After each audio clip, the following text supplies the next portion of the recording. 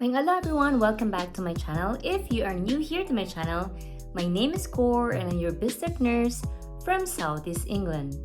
Welcome back to my current subscribers. If you are new here to my channel and you're watching this video, what are you waiting for? Please hit the like button and subscribe to my channel. In today's video, I'm going to share to you the process of changing sponsor on a Tier 2 or skilled worker visa. So before we will start this vlog, just a disclaimer, I am not a solicitor, guys. I am not working in the home office, nor I am an immigration officer, and I am not also working for a recruitment agency. So all of the information that I'm going to share to you in this video is based on my research and based on my husband's experience when he switched employers here in the UK. There are instances when an employee decides not to finish his or her contract. Top of the reasons could be job dissatisfaction, bullying at work, or it could be change of plans like changing of locations and other compelling reasons. Now let's discuss the process on changing sponsor on a Tier 2 visa or skilled worker visa.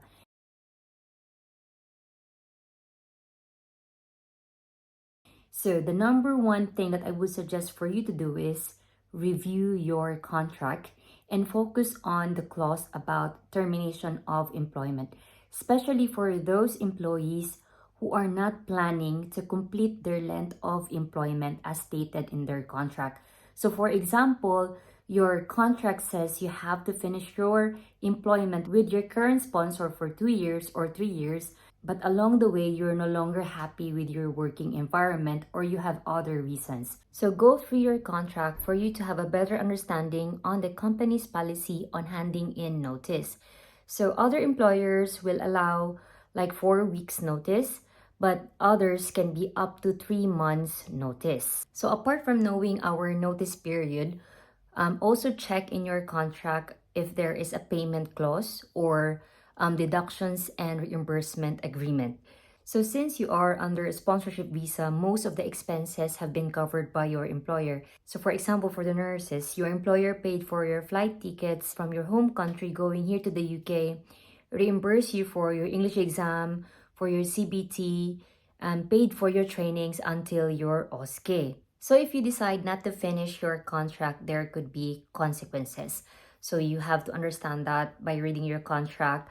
There are financial obligations once you decide to leave your current sponsor without completing your agreed length of employment. So some of the employers would ask for a full or partial reimbursement depending on your length of employment. Now let's proceed to our second step, and this is searching for potential employers.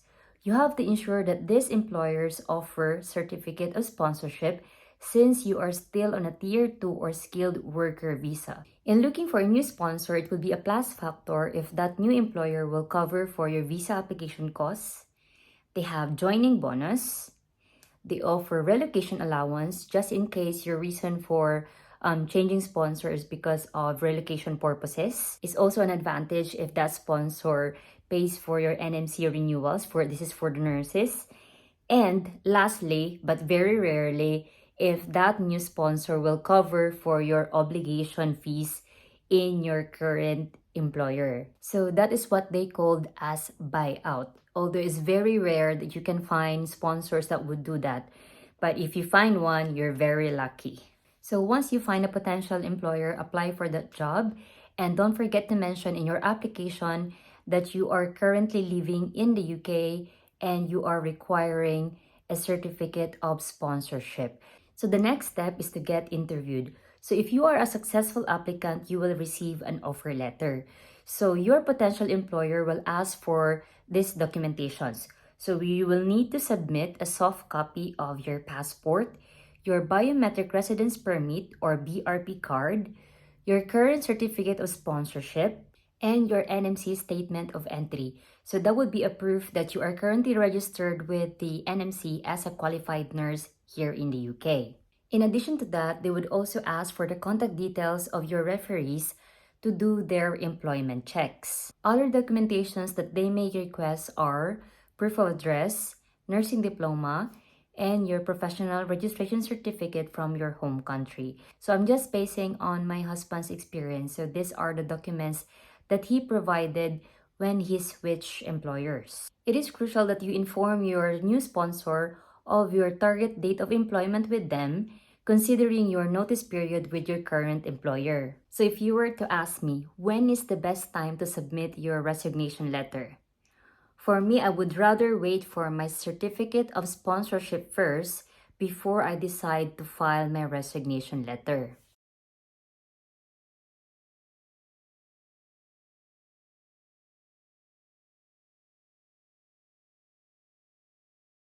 So once you have submitted your resignation notice, you can now start processing your visa application under your new sponsor. Once you completed your visa application, now you can book for your biometrics. If you opted for a standard visa application, it would take 4 to 8 weeks before receiving a decision for your visa application. Just an additional information. So while you are processing for your visa application, your new employer or your new sponsor is already doing their employment checks, professional registration checks, and DBS or criminal checks. You will receive a notification email once your visa application has been approved, and days after that, you will have a new biometric residence permit delivered to your address. You must destroy or cut your previous BRP and return them to the home office once you receive your new BRP card. It is worth to note that once you receive your new BRP card, you can no longer work for your current employer.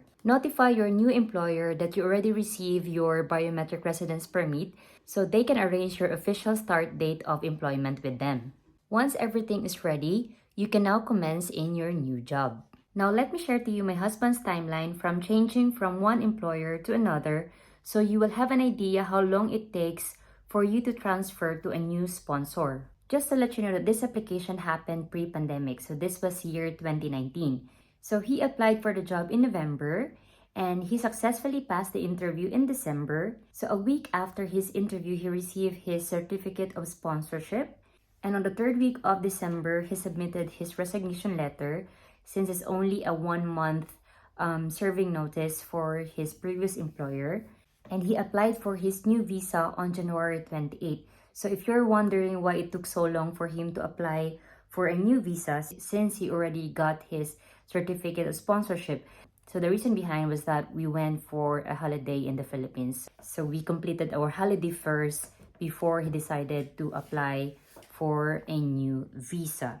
Then on February 4, he was scheduled for biometrics, and on the 26th of February, he received a decision letter of the visa application through an email, and 2 days after that, he got his new BRP card.